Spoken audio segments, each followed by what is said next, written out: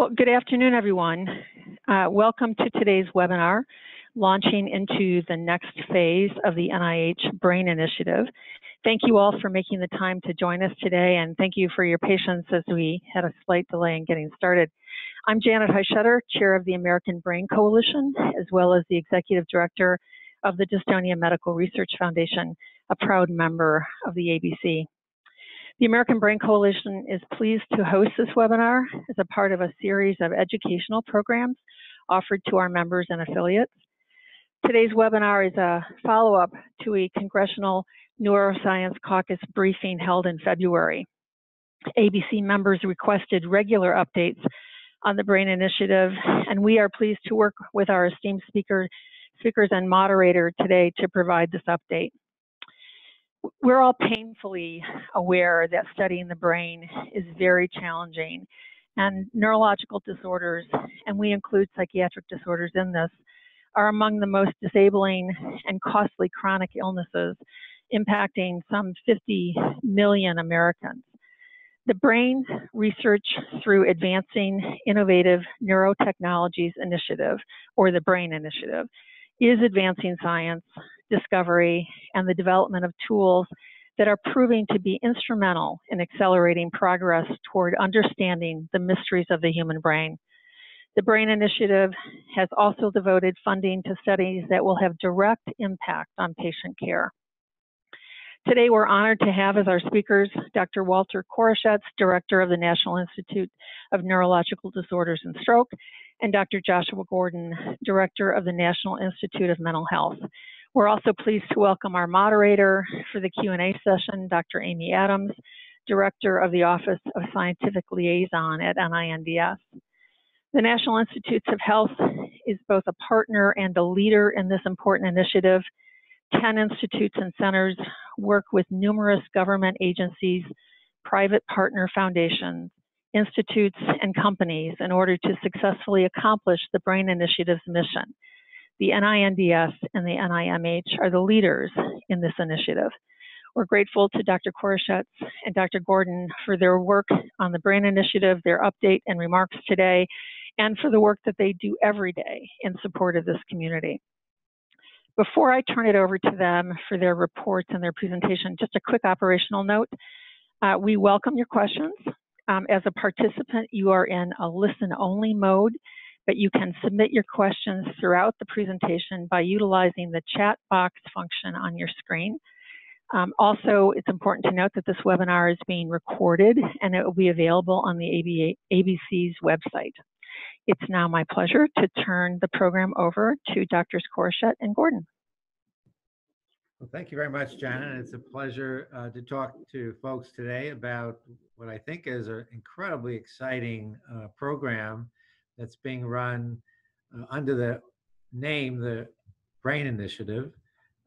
And this is a program that's been funded by the National Institutes of Health, but also other federal agencies, particularly National Science Foundation and the Defense DARPA program and the intelligence agency's IARPA program. And as we'll talk about, the N in Brain Initiative stands for Neurotechnologies, and the program has had some really exciting advances over the last couple of years that I think are really going to change how we study the brain and also how we treat patients. So as Janet mentioned,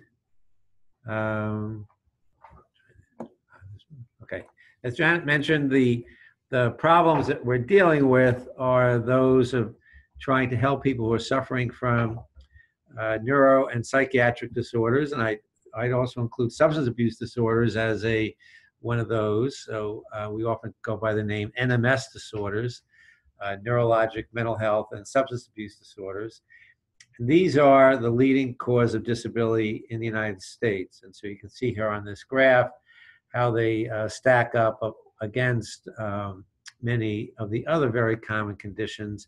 And DALYs are disability adjusted life years. So this is a disability over the life of an individual, trying to quantify that. And just to add, those of you who are reading the newspapers know that this country is in a really terrible crisis in terms of the addiction problem that has led to overdose deaths that are just now occurring at a rate that was higher than occurred at the peak of the AIDS epidemic. And if there ever was a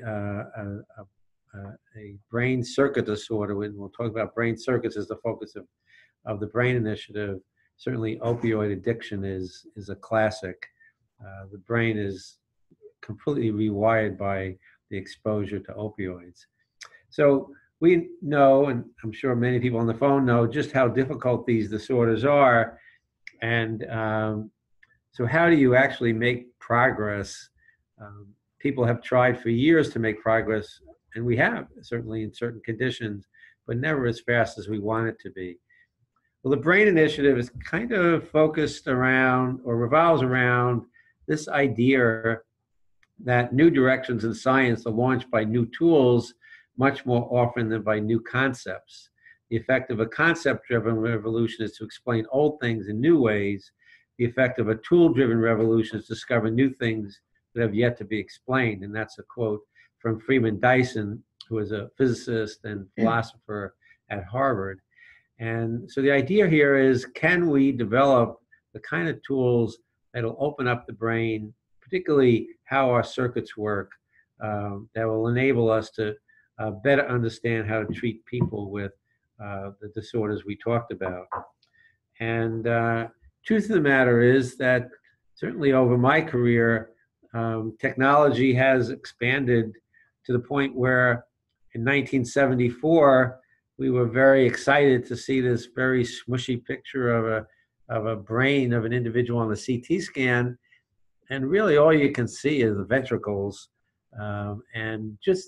But prior to that, there was no way to actually see in the brain of an individual before examining it after death.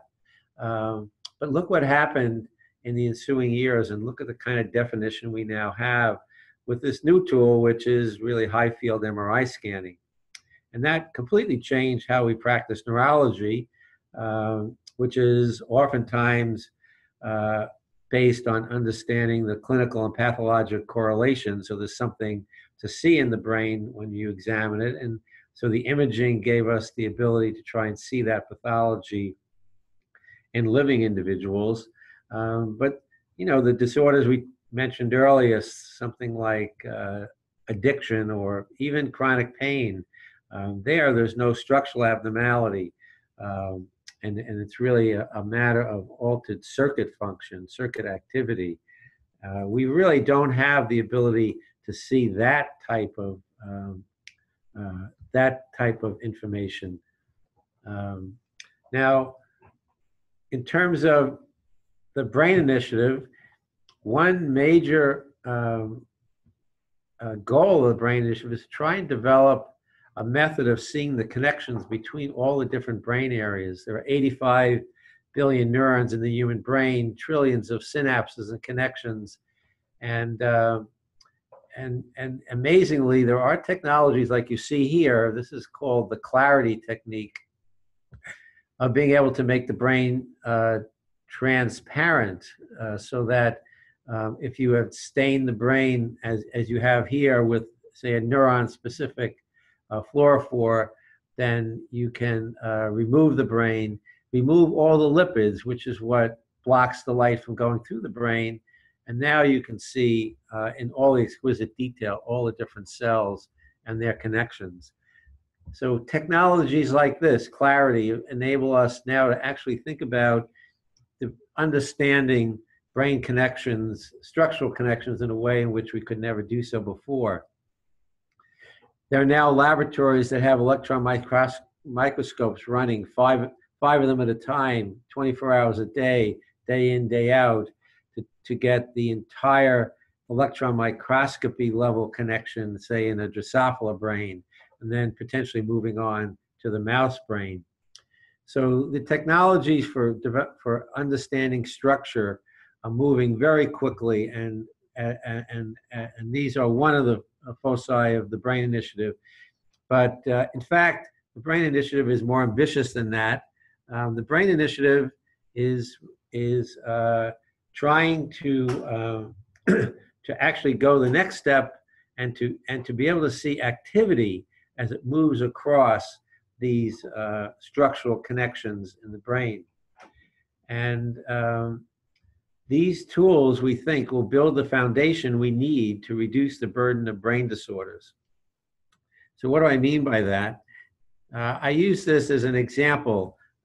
As a neurologist, we have, as I mentioned, examined the patients, made lists of the neurological signs and symptoms that the patient has, and then we've examined the brain to try and understand what the pathology was that gave rise to those symptoms. But in fact, the patient's symptoms and signs are due to dysfunctions in the circuits. We've never had the ability to actually see the circuit dysfunction. We can only infer it from the pathology. And there are certainly lots of disconnects over time that we know about but try to hide under the rug. One example is the finding that there are, in aged individuals, one can look in the brain and see fairly dramatic changes of what looks like Alzheimer's disease, and yet the person is functioning at a really high level. So the person doesn't really care about how much amyloid or how much tau, but how it affects their memory circuits or other circuits in the brain.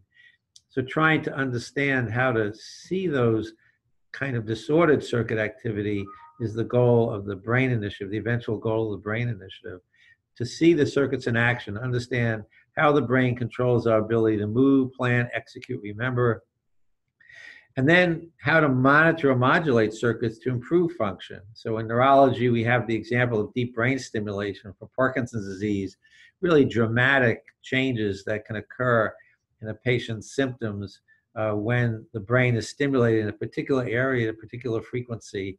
And it's really quite crude technology that's been successful there. But we haven't had those same successes in many of the other areas where there's brain circuit disorders such as depression or schizophrenia, bipolar disease, obsessive compulsive disorder, chronic pain. And so we think that there's a whole new way of helping people by learning how to monitor and modulate circuits for improved function. And then to understand how these circuits go awry to cause neuro, mental, and substance abuse disorders, so that we can then either change that to either normalize the circuit activity or develop compensatory circuit activity that improves patients' function. So that's the overall final goal of the Brain Initiative from the clinical standpoint.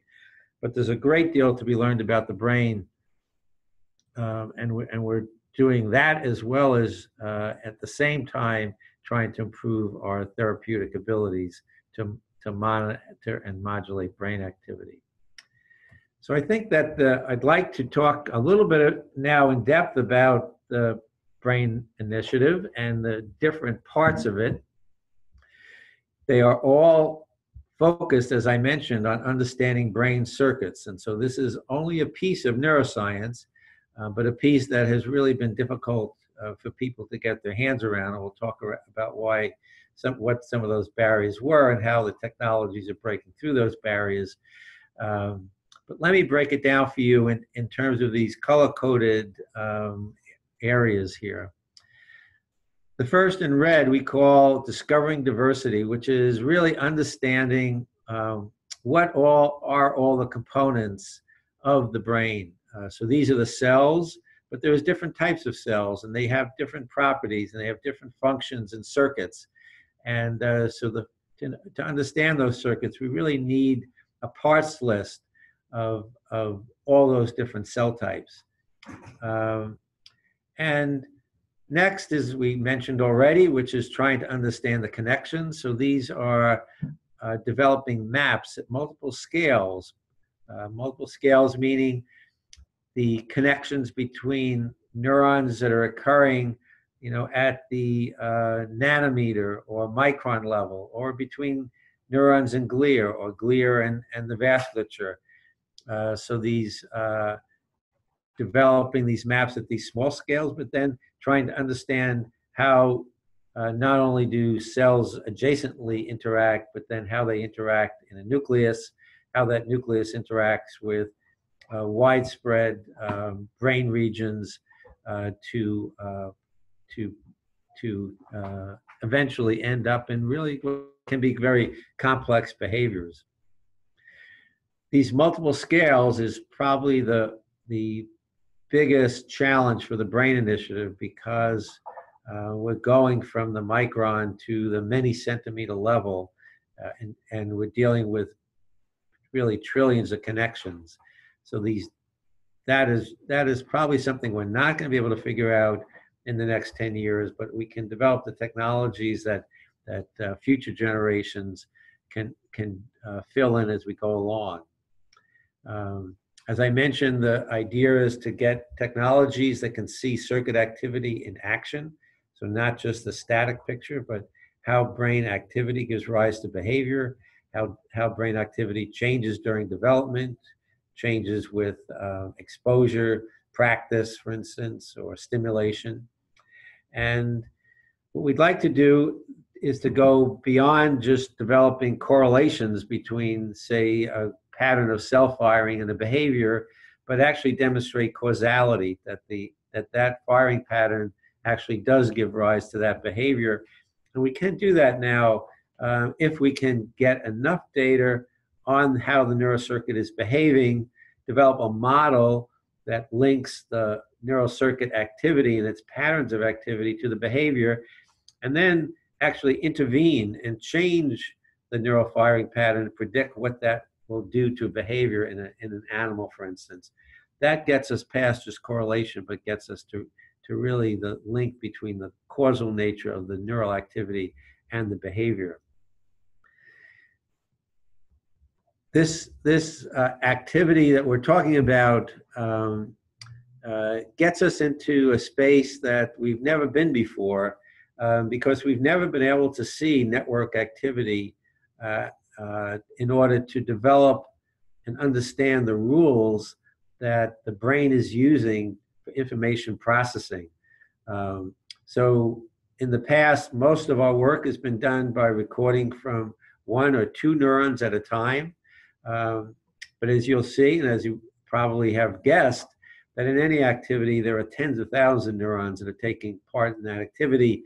And the rules that govern how that pattern gives rise to behavior have never really been explored before, because we've never been able to get that kind of rich data.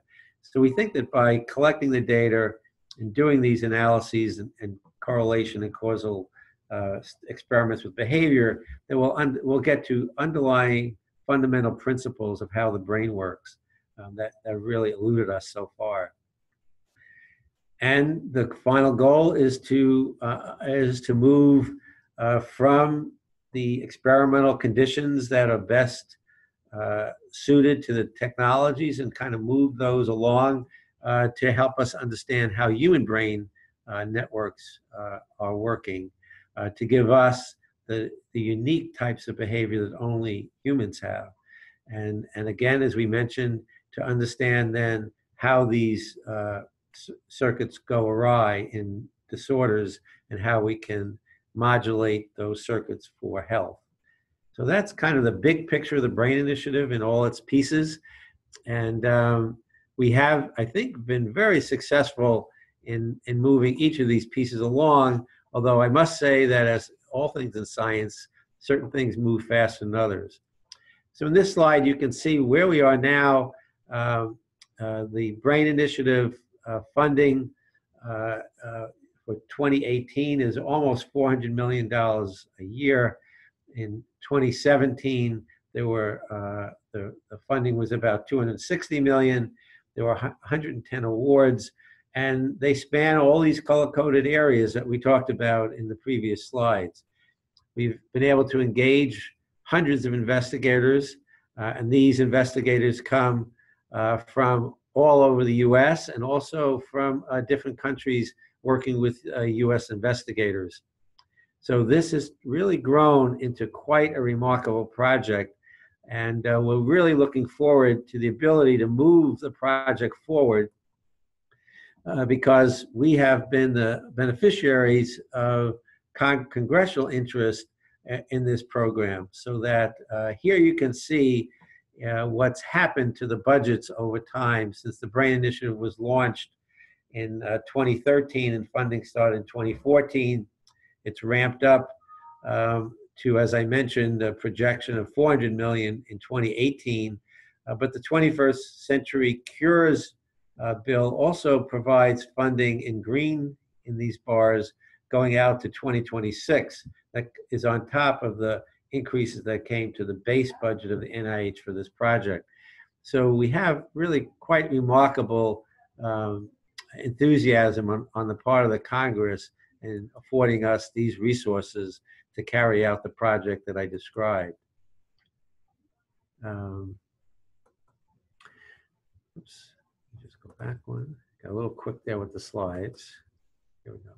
Okay, so just to recap, the BRAIN Initiative was announced in April of 2013. What I hadn't mentioned, it should have, is that the progress and the roadmap that we've been following came out of a report called the BRAIN 2025 report that was released in June of 2014. That's available on the web. You could just Google BRAIN 2025 NIH. And this is a really scholarly and wise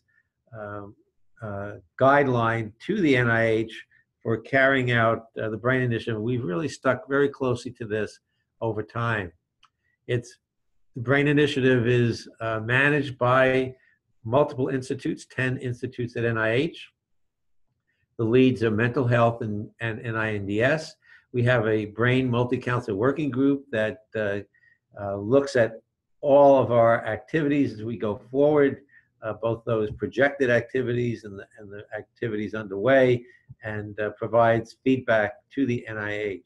We have annual meetings, which are quite exciting meetings. The last one brought in over 1,000 different folks to learn about all the different parts of the BRAIN Initiative. There are BRAIN initiatives that have been stimulated across the world.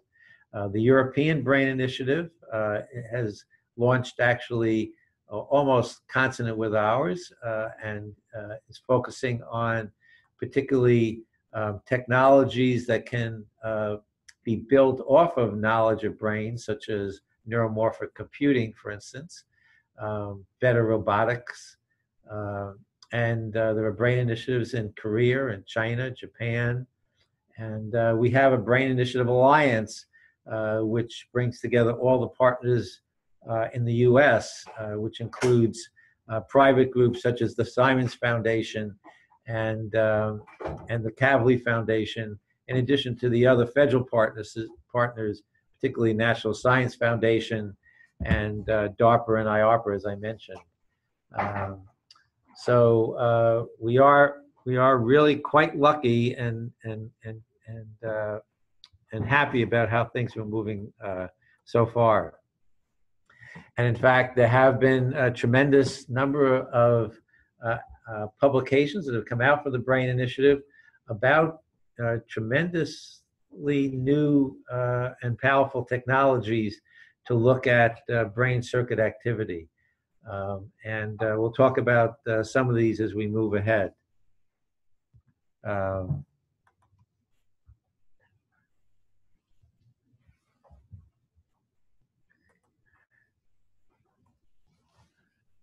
Now, I guess one of the areas in the BRAIN Initiative that has exploded the highest, I guess, at this point, not to take a riff off of the Hawaii volcano, but the ability to actually understand all the different cells in the brain. As I mentioned, there's 85 billion cells in the human brain, 8.5 billion in the mouse brain. How could one ever figure out how we were going to get a parts list of all these different cell types? And in fact, the technologies really came through on this. Josh, do you want to talk a little bit about this? Because this has certainly been a project that the National Institute of Mental Health has been the lead on, and really quite exciting.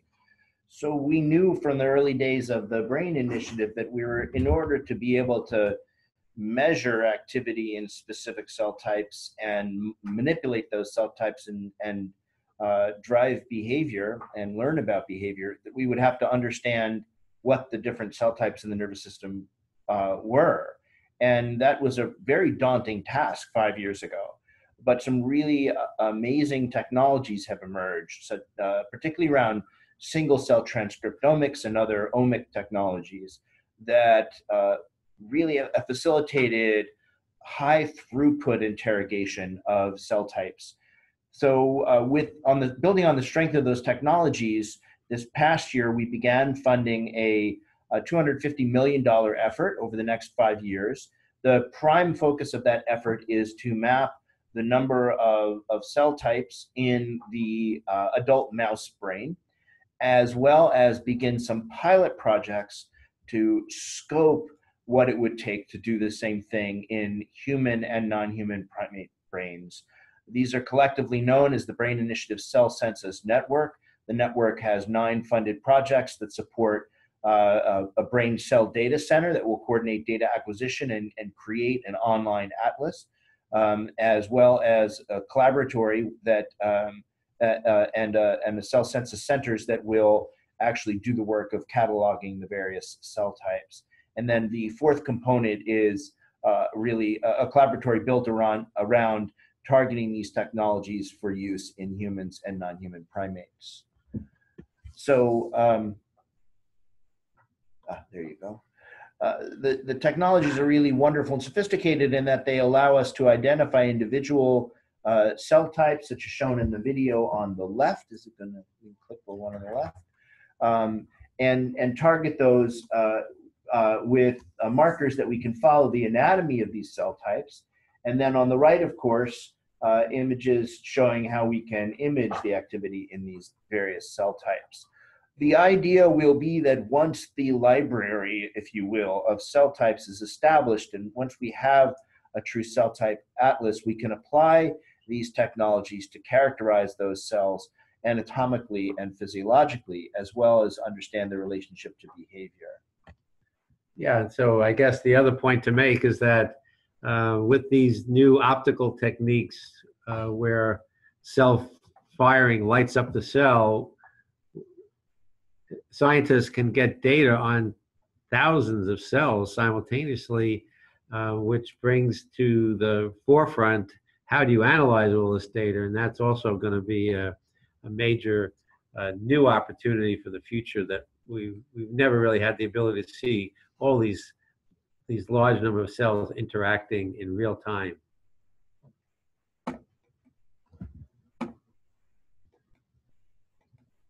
I'm pressing the wrong button here, I guess. Sorry, folks. Here we go. Okay. So we have big plans for this atlas. The idea is that we'll get essential knowledge on hopefully thousands of brain cell types, but also their 3D organization. Where in the brain do they sit? And this, in the end, will result in an open access 3D digital mouse brain cell reference atlas, as well as, once the anatomy is in hand, a comprehensive neural circuit diagram of the mouse brain. And we think that these will be incredibly useful precision tools that will facilitate individual investigators' studies on how to monitor, map, or modulate the activity of those specific cells in relationship to behavior.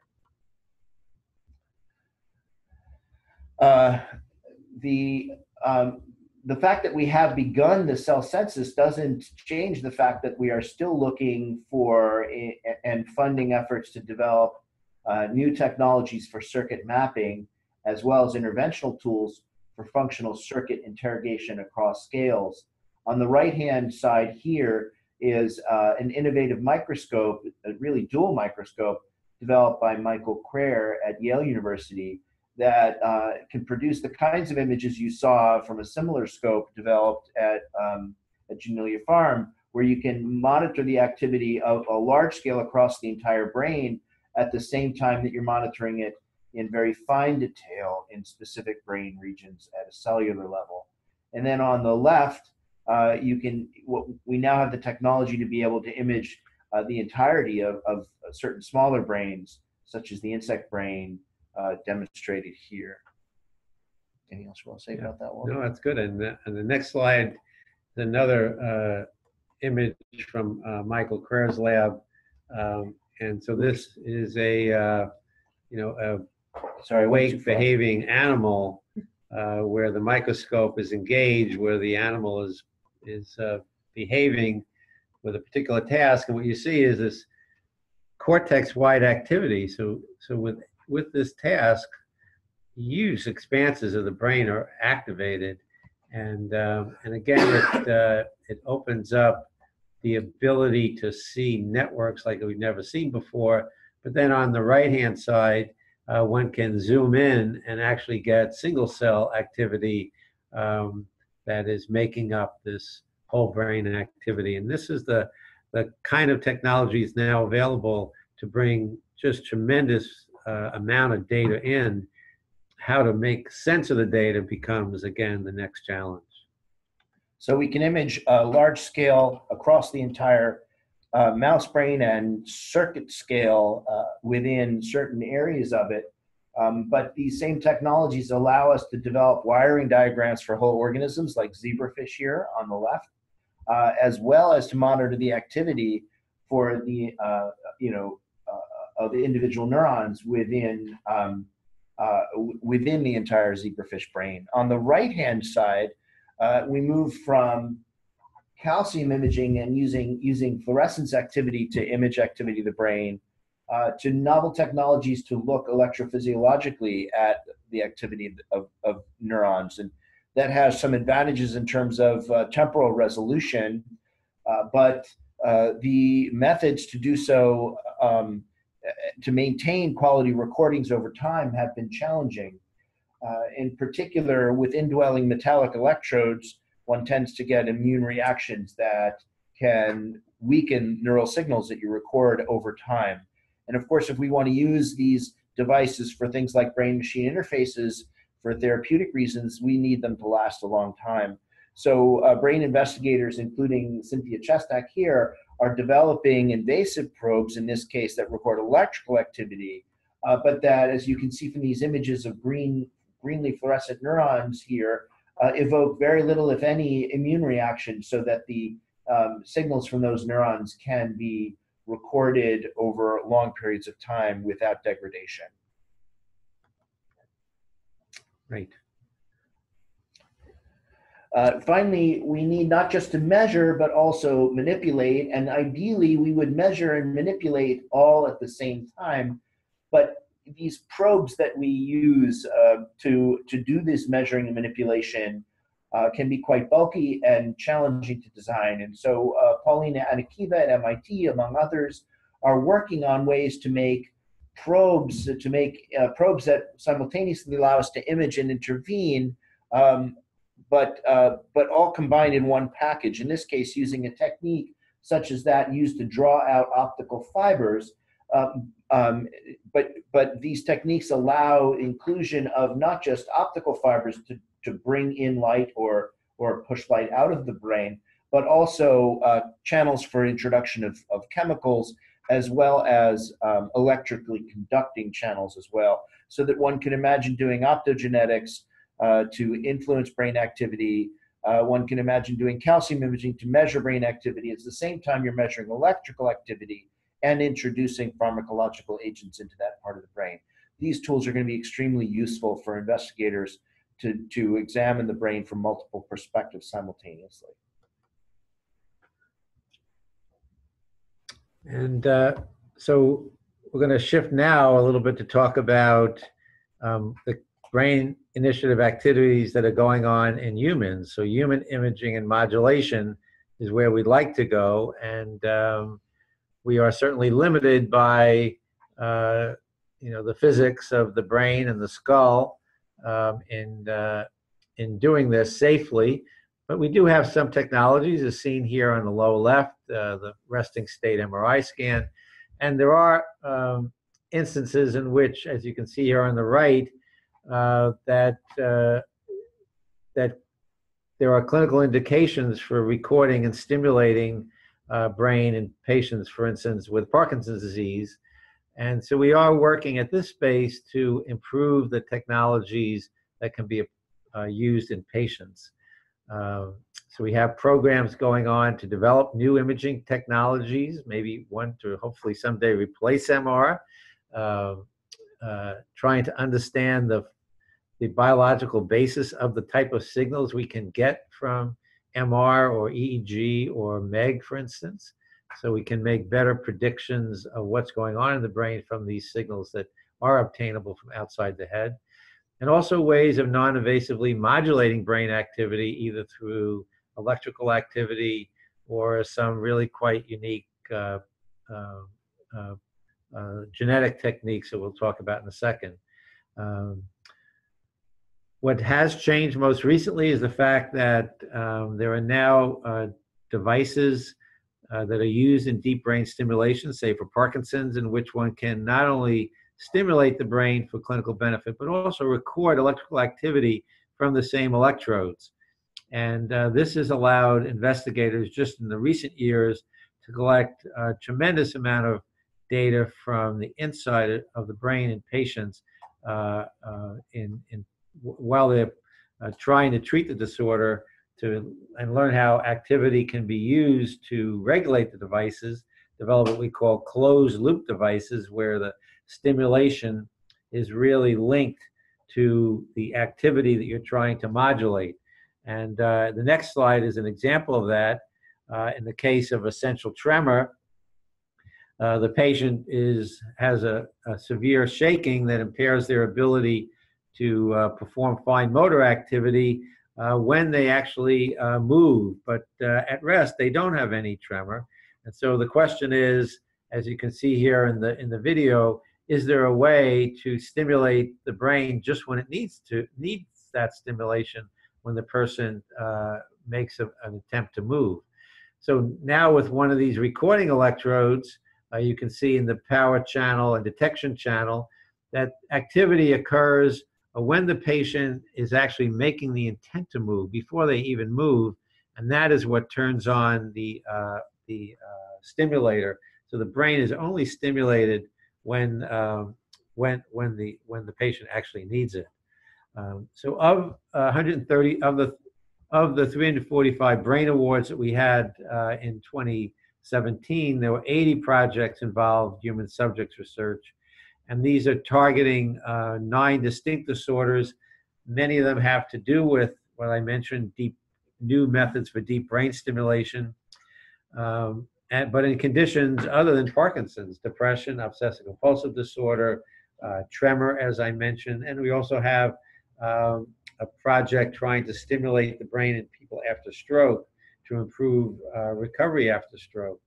There are also a number of investigators funded by the Brain Initiative that are studying patients who have electrodes over the surface of the brain because they're mapping out where their seizures are coming from to inform epilepsy surgery, but also gives an opportunity if the patients are willing to participate in research to understand the neural activity that undergoes things like language or speech function.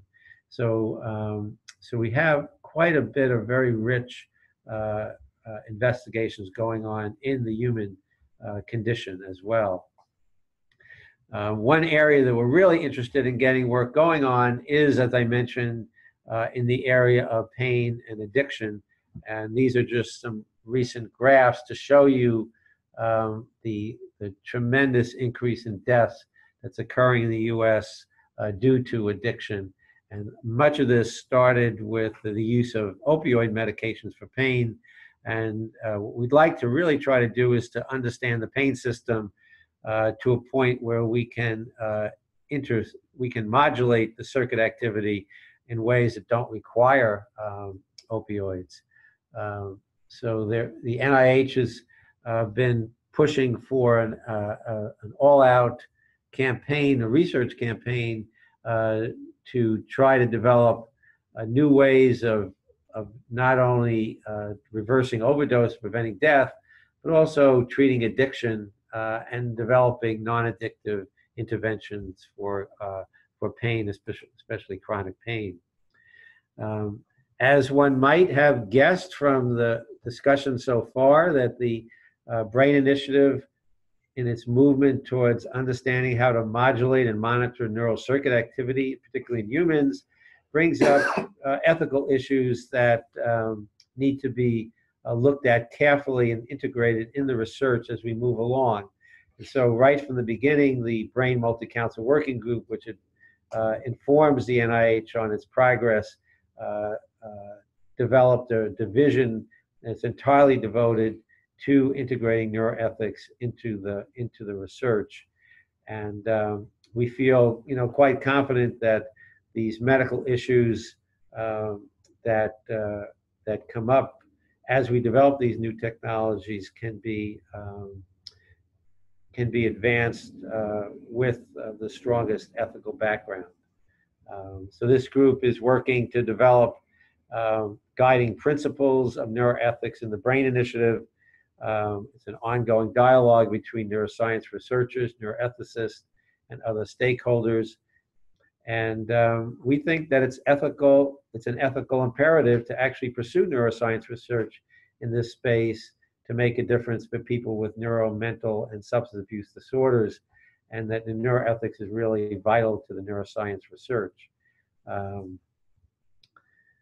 We are not, again, the NIH is as I mentioned, not alone in the Brain Initiative, and we have a Brain Initiative Alliance, which has a website, which I'd encourage folks to look at and tell their friends to look at, but it's a platform to kind of communicate all the type of activities that are ongoing in the Brain Initiative, not just from the NIH, but from the other federal partners, particularly the National Science Foundation, IARPA, and then the private groups, the Allen Brain Institute, the Ph.D. and the Simons Foundation, and the Kavli Foundation.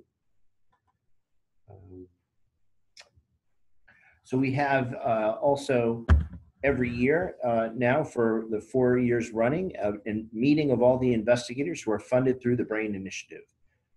We're pleased to report back on our April 9th to the 11th, 2018 meeting, which subjectively was the most dynamic and exciting we've had, with a lot of people really jazzed about the technologies that are coming out and the findings that those technologies allow us to make. There were 5 major plenary sessions, all archived on NIH Videocast. If you'd like to take a look, you can find them. We had 36 research highlight talks, 3 different poster sessions with over 400 posters, and we gave out this year 32 trainee travel awardees. We recognize that training is an important component of the Brain Initiative. There were lots of panel discussions, agency-specific focus sessions, over 1,200 registrants, and the meeting continues to grow as the Brain Initiative grows. Early feedback suggests again that it was a really dynamic and exciting meeting for those who were able to participate. Want to point out that in addition to the Brain Alliance website, the Brain Initiative has a website that has listed all the brain funding opportunities. So those are listening in or interested in trying to figure out what we have available right now for you to apply in. They're there on the website. It also lists all the Brain Awards sorted by research topic and investigator, so you can get a sense of the kind of work that we've been supporting. And finally, we recognize that as we approach the midpoint of the Brain Initiative, which will be in 2020, that we can't assume that the plans we laid out when the Brain Initiative was launched are necessarily the right ones to follow through the second half of the initiative.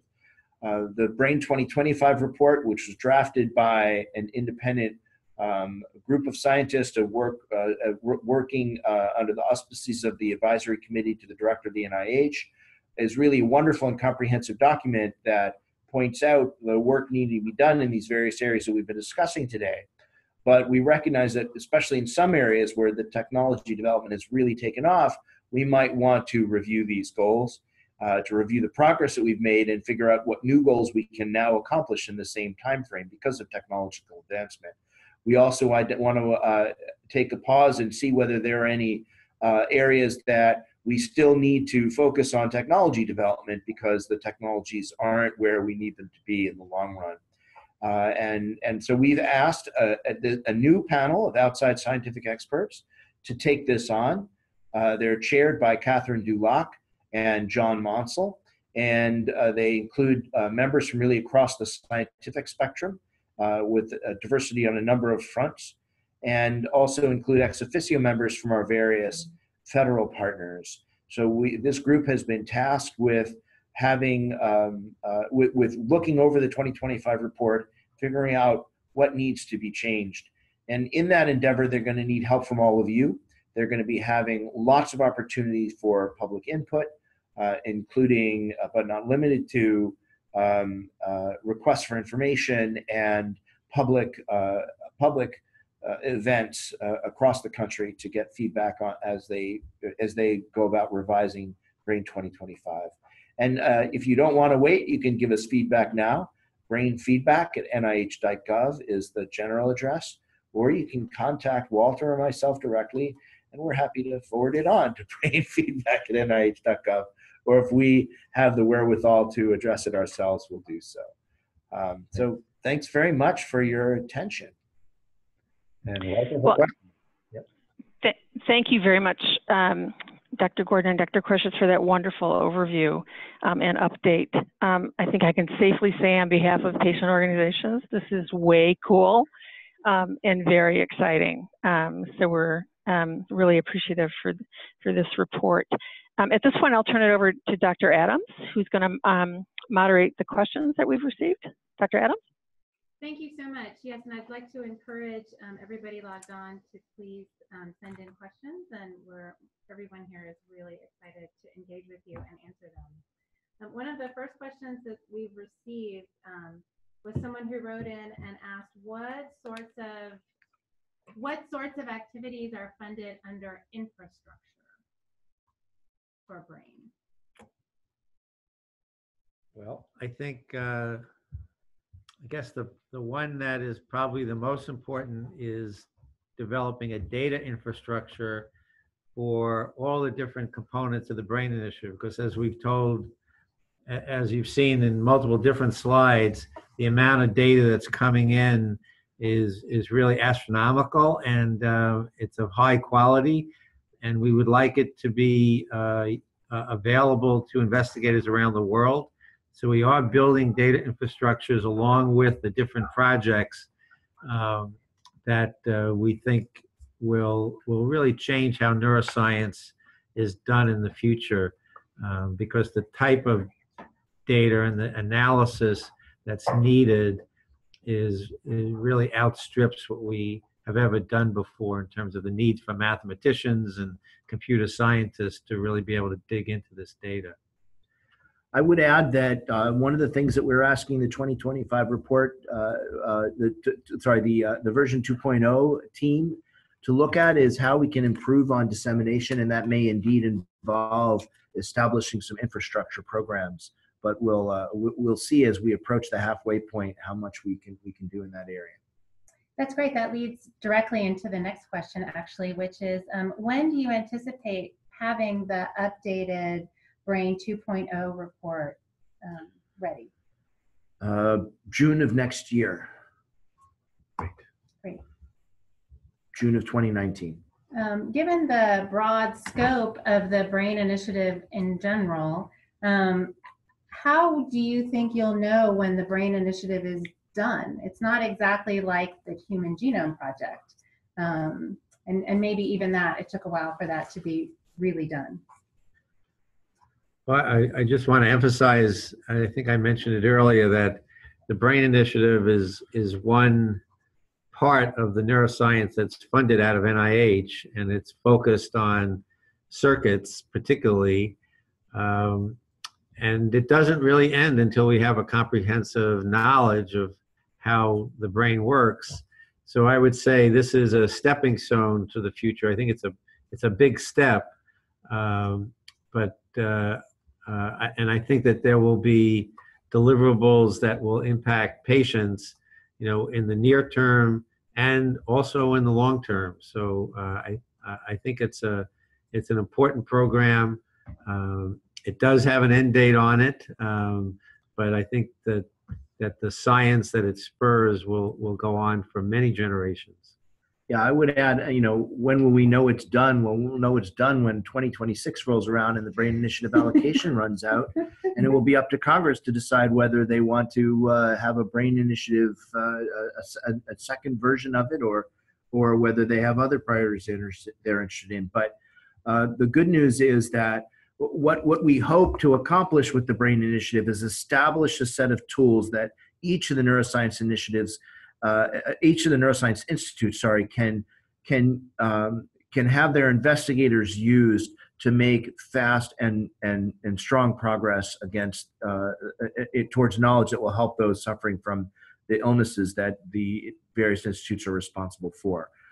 There will be some, I think, products that we can look back on and say the Brain Initiative did, akin to that first human genome sequence, if you will. I think the mouse brain cell atlas will be one of those products, and with a little bit of luck and some ingenuity on someone out there listening to this, we can anticipate non-human primate and brain atlases as well. There will be new methods of imaging and of measuring and manipulating activity that will be in widespread use that we can point to as products of the Brain Initiative. But it is my hope that the Brain Initiative doesn't stop until everyone with a brain disease is cured. And that means that the Brain Initiative, from the larger perspective, is going to continue as a collaborative effort of all the brain institutes, even if it doesn't have the specific moniker, and even if it doesn't have the specific allocation. Great. So there's another question that's come in talking about coordination, both with the other federal research agencies and with the international and European brain efforts. How is that coordination taking place, and is that helping to spur progress? Yeah, so we have been really lucky at NIH to have teams of program directors who have been working on all the different color-coded areas of the Brain Initiative that you saw. And so this has been the Army that's coordinated the effort at NIH. But in addition, there have been similar type of interactions with the program directors and the senior level folks at the other federal agencies of the U.S. And I would emphasize the National Science Foundation has just been an incredibly strong partner and very complementary to what the NIH does in terms of the Brain Initiative. And so I think that has been a real pleasure to work with other agencies. And in terms of the international efforts, again, these are coordinated generally at the level of the senior staff communicating what they're doing and sharing their plans, but also getting the investigators together. So at the Brain PI meeting, it's not just the NIH investigators, but also the National Science Foundation brain investigators and investigators from the European Brain Project or from other countries coming together and sharing. Okay, great. I think that pretty much concludes the time that we have available for questions. Thank you. On behalf of the American Brain Coalition, I just want to thank again Dr. Koroshetz and Dr. Gordon for their presentation and for sharing this information and for the work that you're doing every day in support of the Brain Initiative and also just all of the other things that you have in support of this community. Also, thank you, Dr. Adams, for moderating the great questions that our participants generated today. Thank you again to everyone for participating, for making the time. And again, just as a reminder, this webinar has been recorded and will be on the American Brain Coalition's website. So thank you, everyone. We wish you a good afternoon.